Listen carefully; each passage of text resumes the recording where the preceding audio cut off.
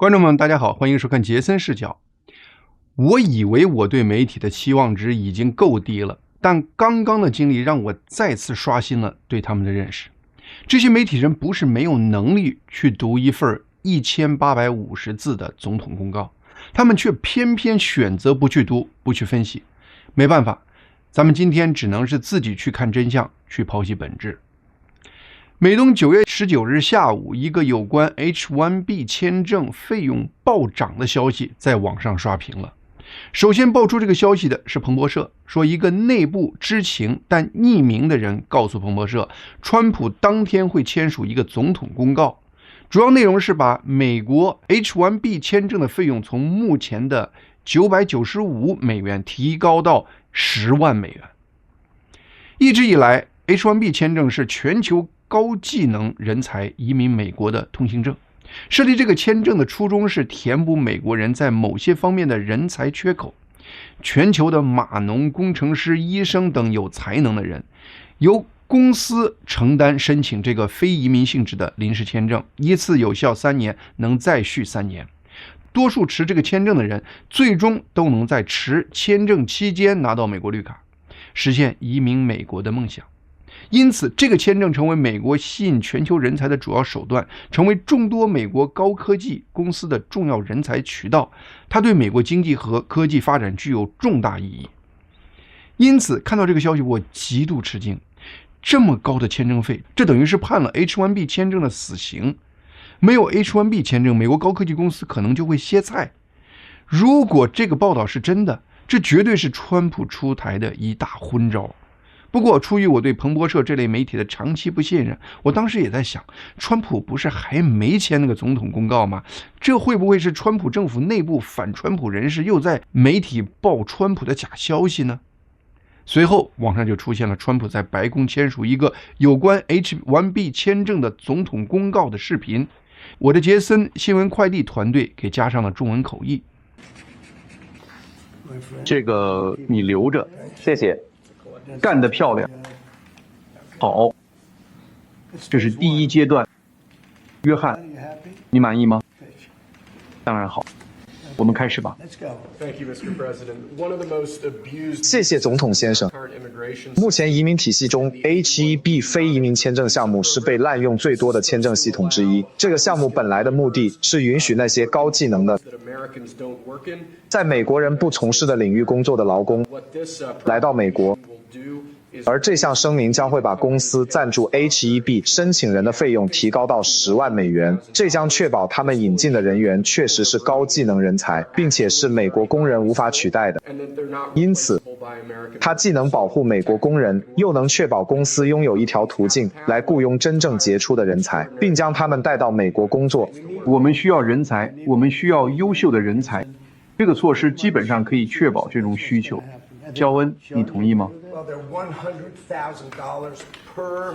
每年要交10万美元，主要目的就是为了阻止那些大型科技公司或其他大公司培训外国工人。他们必须向政府缴纳10万美元，然后还要支付员工工资，这样就不划算了。如果要培训，就应该培训我们国家优秀大学的应届毕业生，培训美国人。停止引进人员来抢我们的工作，这就是现在的政策。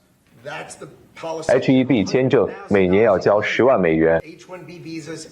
所有大公司都赞同。我们已经和他们谈过移民金卡的事宜，他们很喜欢，真的喜欢这个，他们需要这个。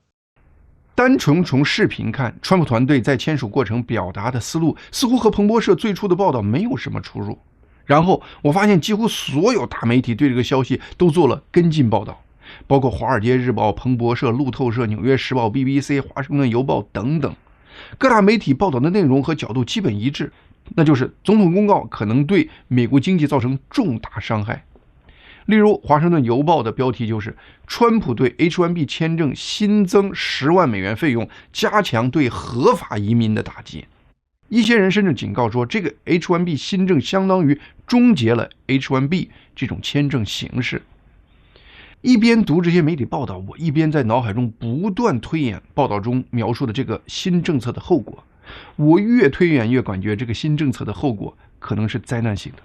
它对美国的经济、对众多的美国公司、对很多在美国持 H-1B 签证的人都将是灾难性的。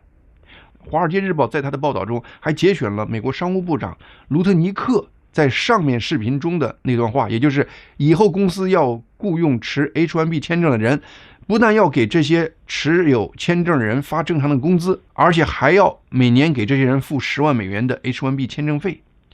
卢特尼克特意强调说，这个费用是每年的，而不是每次申请的。如果真的如此，这个新政对于任何一个公司来说，在经济上都是不可承受的。我们就拿财大气粗的谷歌这样的巨无霸公司来说，目前谷歌大约有超过13500个雇员是持有 H-1B 签证的。如果以后谷歌每年要给这些人额外支付10万美元的签证费，这就意味着谷歌从此每年要额外增加13亿美元的签证费支出。这对任何一个公司都是一笔巨款，每个公司都是本着利益最大化的方式在做决策的。这每年13亿美元的额外签证费支出，就可能让公司做出在美国少招外国员工的决定，而这每年13亿美元的额外费用，足够谷歌在其他国家，比如印度，开设更多的分部。这就变相是在逼迫这些大公司把他们在美国的工作送到海外，这对美国的经济、对美国的税收都是灾难性的，而且美国人在这个过程中也最终会成为输家。因此我是完全不理解是什么原因让川普政府出台这么大一个混招。在我几乎已经认定这将是川普政府最灾难性的政策时，我最后决定还是去白宫网站上具体研究一下这个公告的内容，看看这个灾难性后果的政策文件的具体条文是什么。结果呢，不看不知道，一看吓了我一跳。川普签署的总统公告的具体内容和媒体普遍报道的内容完全就不是一回事儿。截至我做节目之前，我看到的多数媒体的相关报道几乎都是在互相抄袭彼此的说法，我没有看到一家主流旧媒体认真的研究这个已经公布在白宫网站上的总统公告的实际内容。另外，我深度怀疑商务部长卢特尼克本人是否真的读过这个总统公告的原文。他在视频中表达的观点，我在这份总统公告中完全找不到出处和佐证。在美国的政治和法律体制中，总统公告是属于白宫的正式文件之一。在总统执行他的法定权力时，这些公告对行政部门和公众有约束力的，因此也具有一定的法律效力，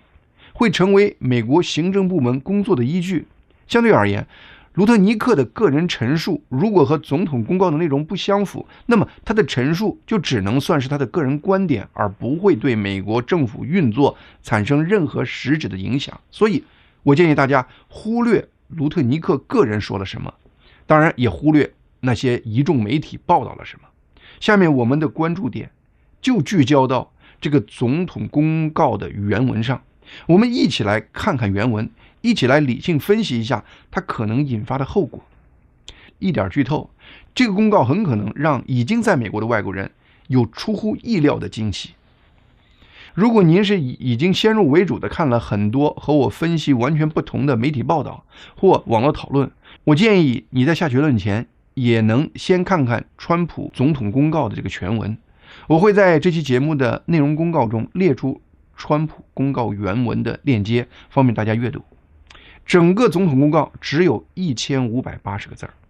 内容可以分为3个部分。第一部分讲了目前对 H-1B 签证的滥用，第二部分也就是这个公告的核心部分，其实是一个限制 H-1B 入境的行政令，这是一个具有法律效应的行政令。而第三部分讲的是这个总统公告实施后的一些未来的行动和后续规定。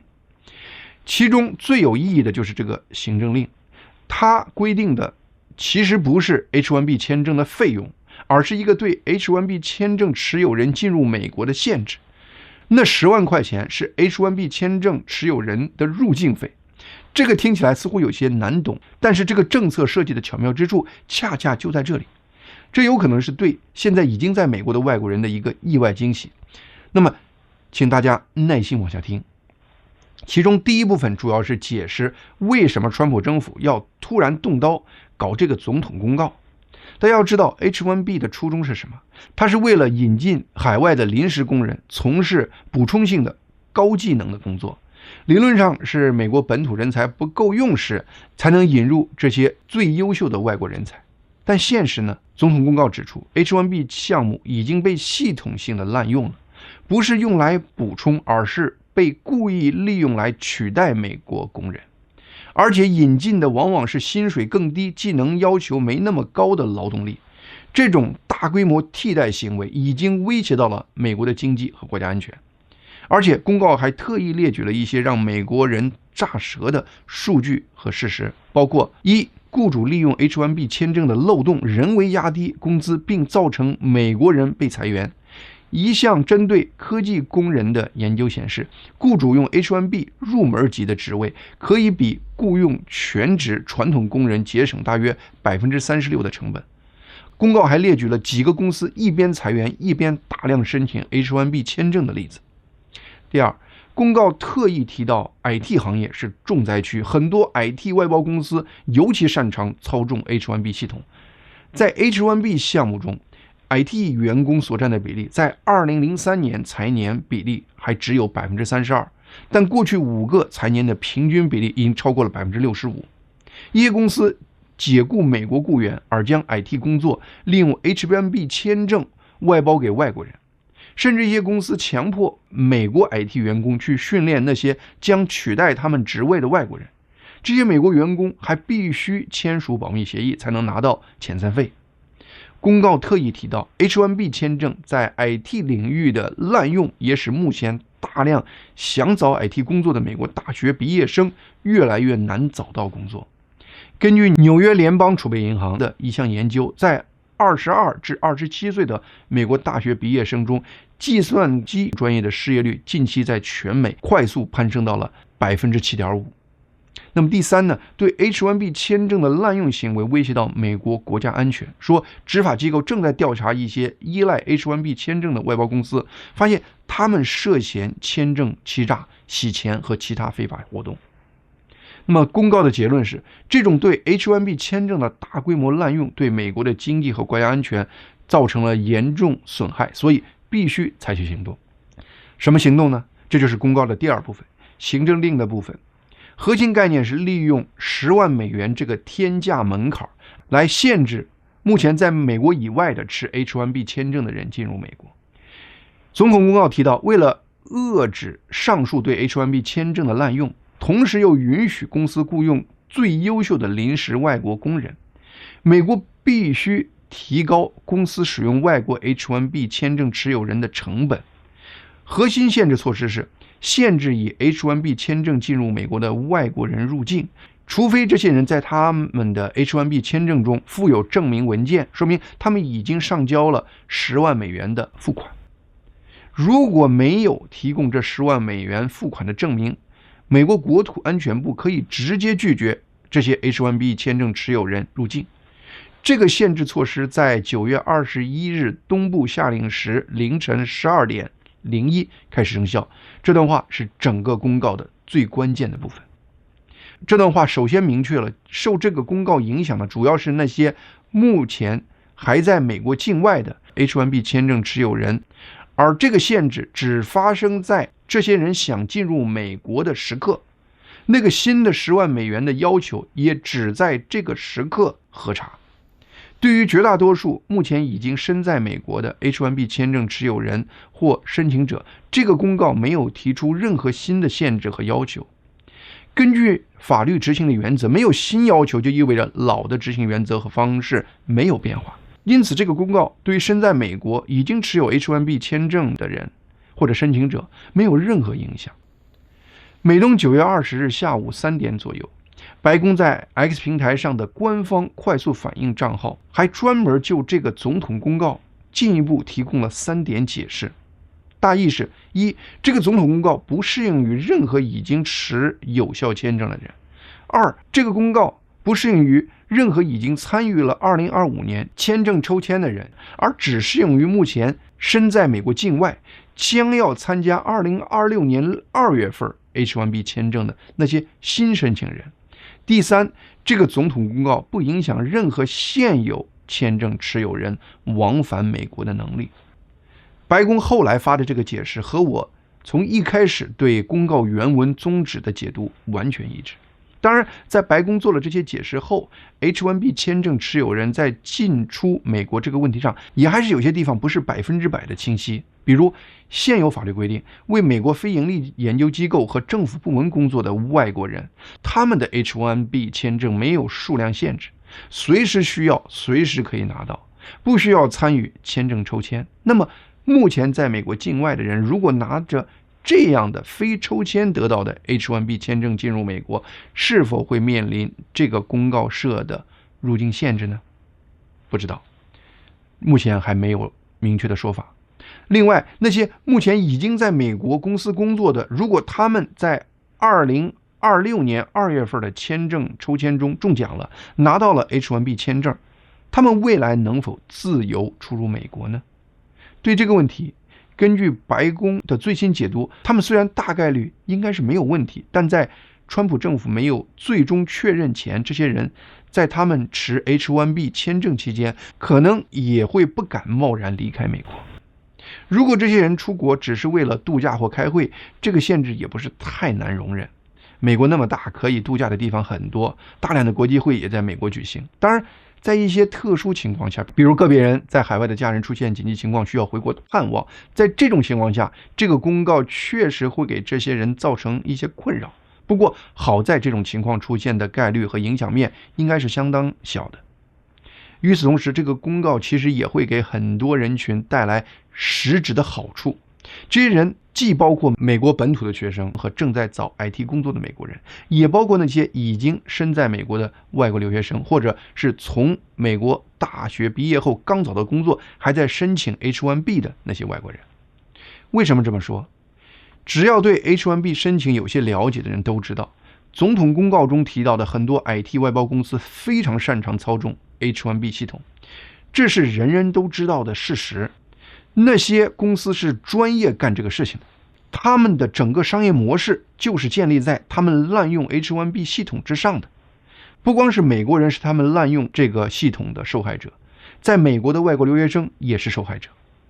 根据美国法律，每个年度美国政府只能给工业界发放85000个 H1B 的签证名额，但是每年企业提交的 H1B 申请数目都是远远超过这个数目，所以美国不得不用 H1B 签证抽签的方式来决定哪个申请人能够最终拿到这85000个 H1B 签证中的一个。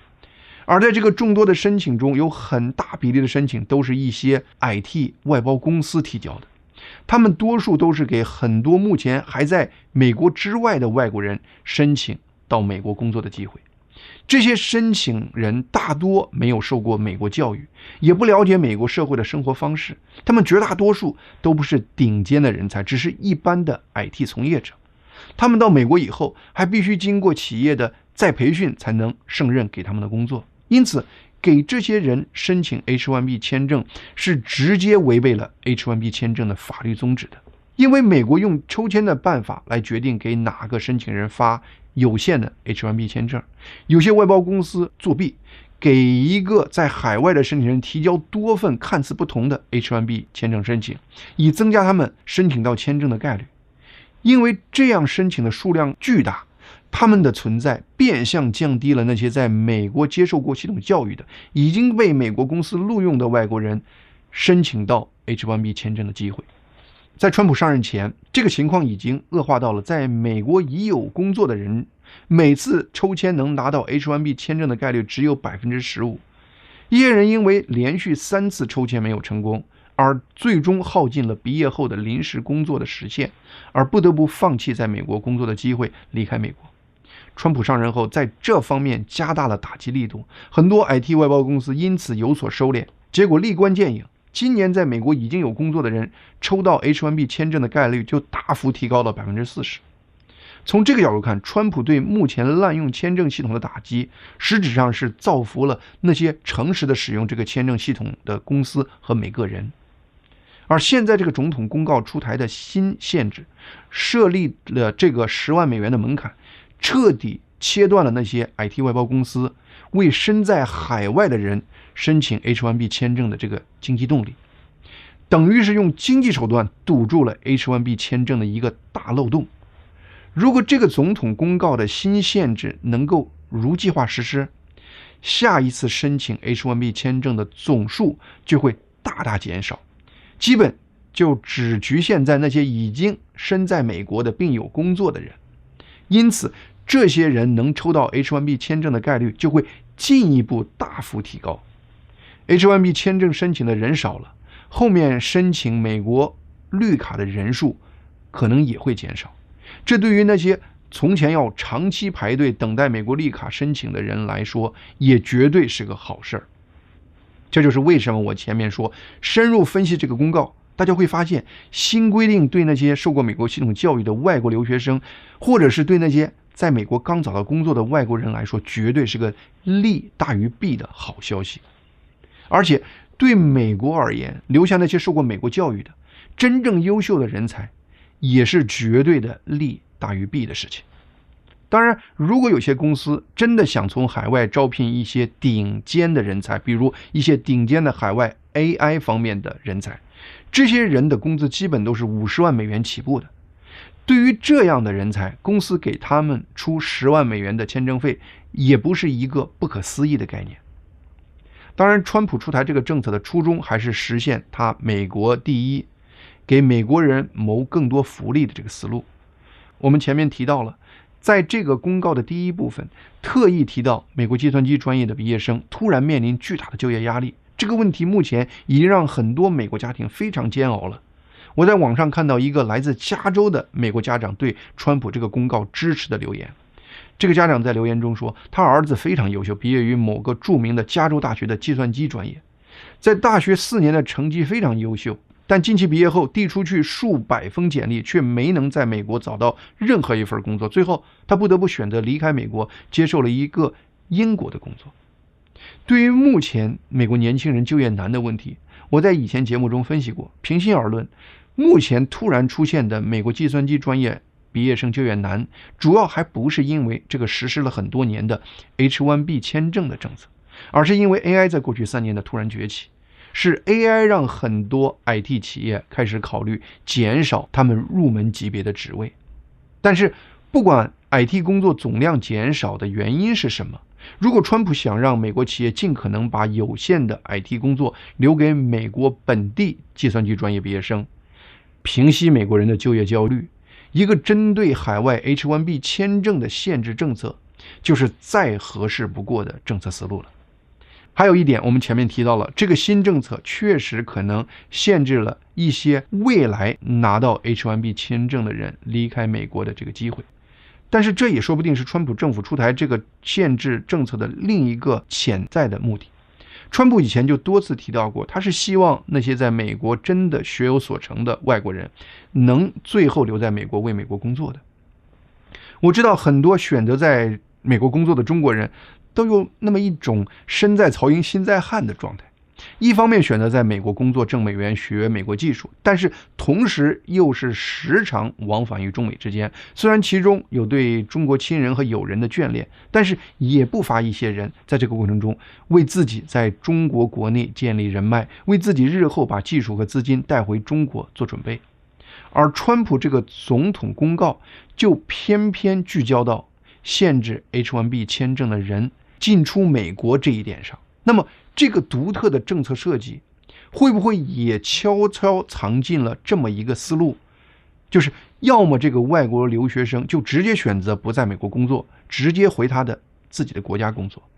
如果这个人选择了在美国申请 H1B 签证，选择了在美国工作，在这个政策的框架下，那就意味着这个人选择了放弃未来一些年回到他自己国家的这个机会，相当于他选择了未来一些年踏踏实实的在美国工作和生活。这样的个人选择对于个人和对于美国其实都是非常重要的。另外，在公告的第二部分还有一些对细节的考量，充分体现了直接设计这个总统公告政策的那个川普团队是非常用心，而且心思也是非常缜密的。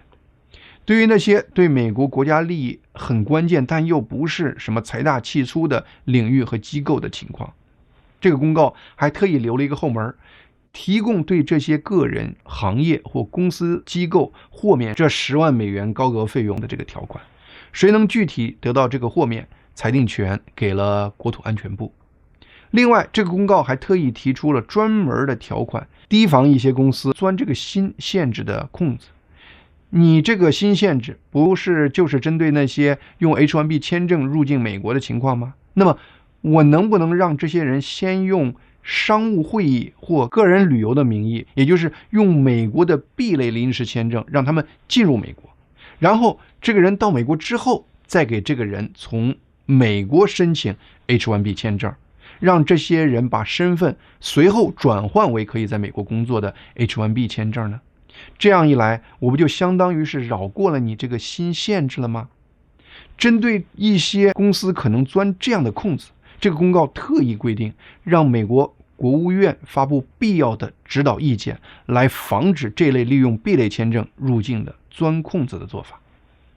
这个总统公告的第3部分传递的核心信息是，这份总统公告不仅仅是给 H1B 签证加了一个10万美元的入门费，它其实是川普政府启动的一个对 H1B 签证计划的系统性改革的第一步，是川普政府为了解决 H1B 签证被滥用的问题实施美国优先纲领的第一步。下面还会有其他的政策跟进。这个公告规定，这个新限制令的初步期限是12个月，但川普的谋划却绝对不止于这12个月。公告指示各个行政部门随后还要采用更多的措施，彻底重塑美国 H1B 签证系统。这些长期计划包括：一、劳工部长必须启动规则、制定程序、修订现行工资水平，这意味着未来 H1B 签证持有人的工资标准可能会因此大幅提高。二、国土安全部长必须启动规则，制定程序，明确优先考虑给高技能和高薪资的外籍人士发 H1B 签证。未来 H1B 的筛选将更加看重谁是真正的精英，而不是目前这种凭运气抽签的方式。三、在这个公告实施后，下一次 H1B 抽签完成后的30天内，美国国务院司法部、劳工部和国土安全部这4大部门的部长们必须联合向总统提交一份建议，说明这项入境限制是否真的符合了美国的利益，是否需要川普续签这个限制令。这就是我对川普这个总统公告原文的总结和分析。不知道您看完公告原文后是否同意我的分析？在各大媒体先入为主的影响下，目前网上因这个公告而破口大骂川普团队愚蠢的人实在是太多了。有些人就是看了原文，也出于他们对于川普的厌恶而对公告进行偏离逻辑的解读。我有时真的怀疑，很多人是不是只是为了自己的观念和情绪而活着，而并非真想寻求真相。当然，我通过这个频道也结交了很多真心寻求真相的朋友，这其实一直是我做这个频道的根本动力。好，今天杰森视角的节目就到这里，谢谢大家的收看，希望大家能够订阅和推荐杰森视角以及杰森新闻快递这2个频道。